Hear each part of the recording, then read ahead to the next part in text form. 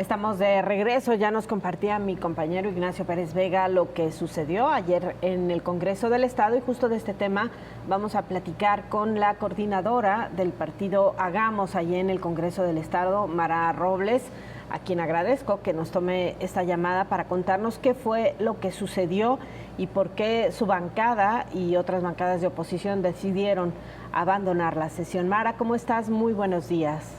Muy buenos días, gracias. Aquí estoy a la orden.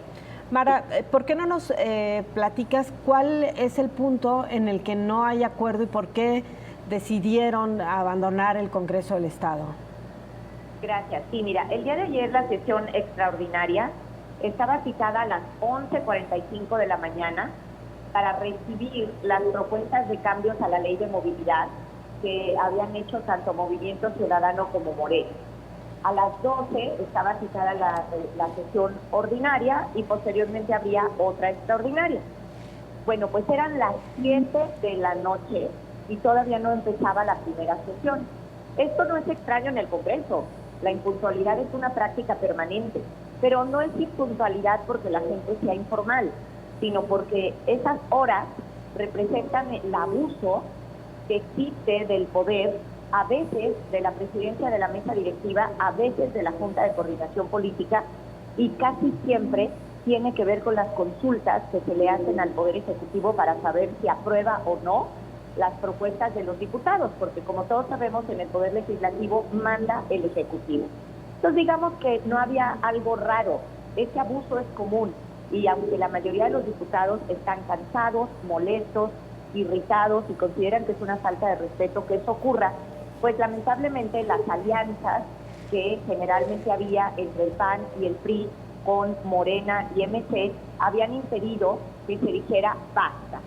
El día de ayer, para bien del Estado de Jalisco, el PRI no formó parte de ese acuerdo y entonces se manifestó en la tribuna a través de su coordinador, el diputado Hugo, diciendo que efectivamente era muy incorrecto no solo la tardanza y la falta de respeto, sino que la mesa directiva se estuviera sirviendo con la cuchara grande, agendando sus iniciativas y que los demás ni siquiera estuviéramos enterados, porque jamás se convocó a la Junta de Coordinación Política para decir estos temas van a discutirse, estos temas no.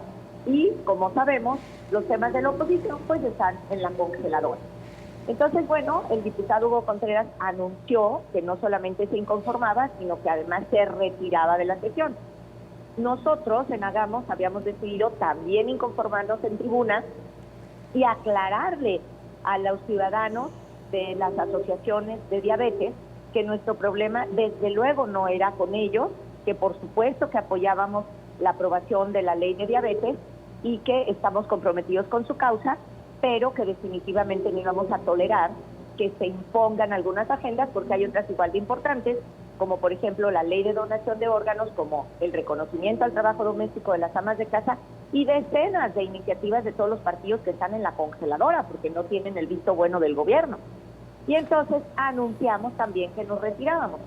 Y el PAN hizo un posicionamiento fantástico en voz de el diputado Julio Hurtado, que ahora sí dijo lo que se tenía que decir.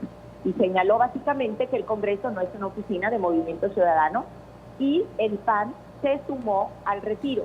Y también lo hizo Futuro. Entonces, por fin hubo parlamento. Lo que pasó el día de ayer es que nos rebelamos.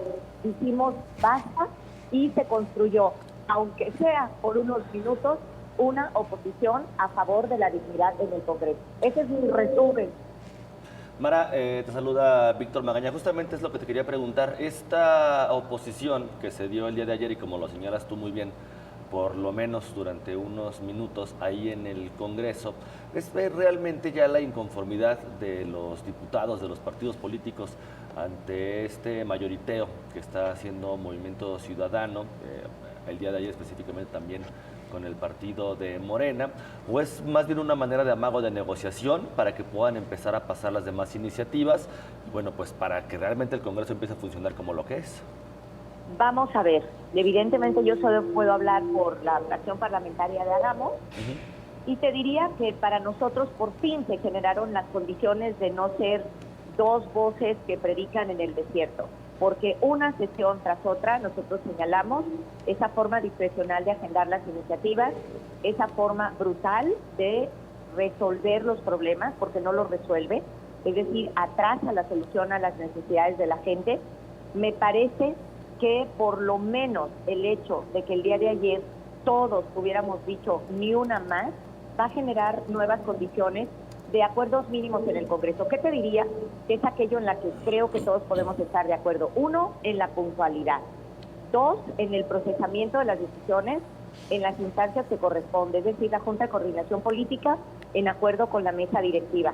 Y número tres, pues que las cosas sean parejas, desde luego en función de la proporcionalidad de cada bancada. Es decir, sé claramente que la correlación de fuerzas es lo que define cuántas iniciativas pasan o no. No creo en la madurez y en la sensatez, pues esto es política, simple y sencillamente es para lo que te dan tus bancas, tu voto, la presión social, la presencia de tus iniciativas en la población, me queda claro, pero creo que ese mínimo sí va a cambiar, porque además, como saben, el próximo 1 de noviembre toma la mesa directiva del Congreso el PAN y la Junta de Coordinación Política el PRI. Entonces yo esperaría que por lo menos estas tres cosas sí cambien, y me parece que el día de ayer hubo un momento valioso y feliz. Es decir, por fin hubo parlamento, pasó algo, el mundo se movió. Mara, y sobre el tema de la ley de movilidad, ¿por qué se decide esta estrategia de publicarla para modificar y corregir los errores que por las prisas se cometieron? Y también, pues, ¿qué es lo que tiene entrampado ahí en el Congreso en cuanto al contenido de esta modificación? Pretendían hacernos el gato pardo, es decir, hacer como que cambiaban muchas cosas para que todo quedara igual. Iban a remediar el grotesco error de los fumadores, pero iban a dejar en el fondo las dos cosas más graves.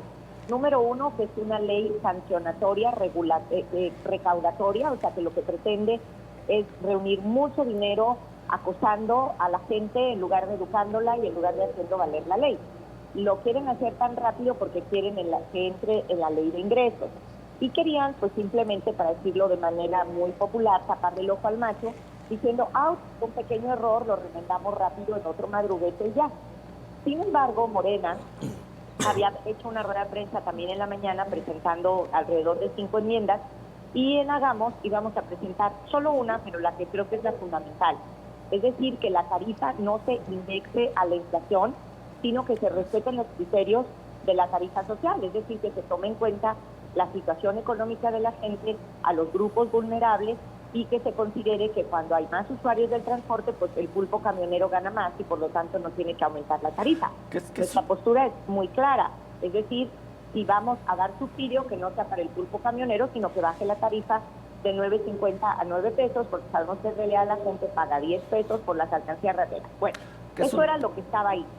Que es un tema, diputada, perdón que la interrumpa, que es un tema justamente que no se ha abordado tanto o no se ha socializado tanto y que en realidad es el meollo de esta ley, ¿no? Son estos 500 millones de pesos que se van a dar de aquí al 2024 y después un incremento que puede ser brutal según la inflación, y esto sería todos los eneros de todos los años, y que bueno, nos la están queriendo vender a algunos diputados como a beneficio de la sociedad.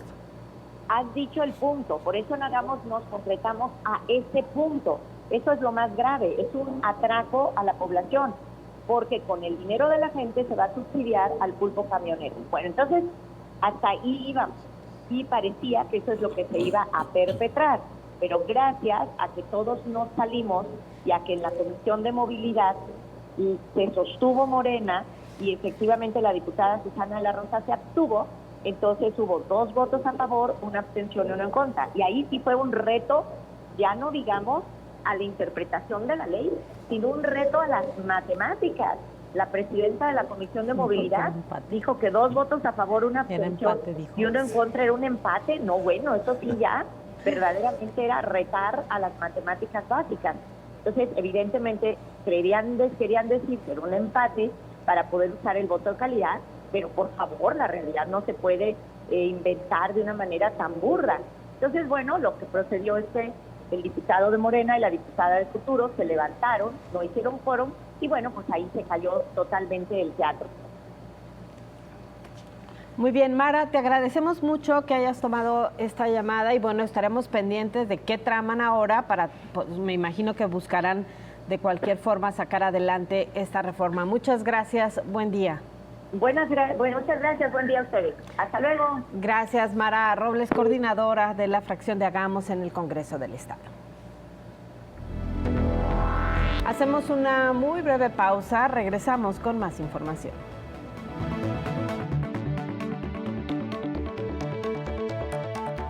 Estás viendo Señal Informativa, emisión matutina.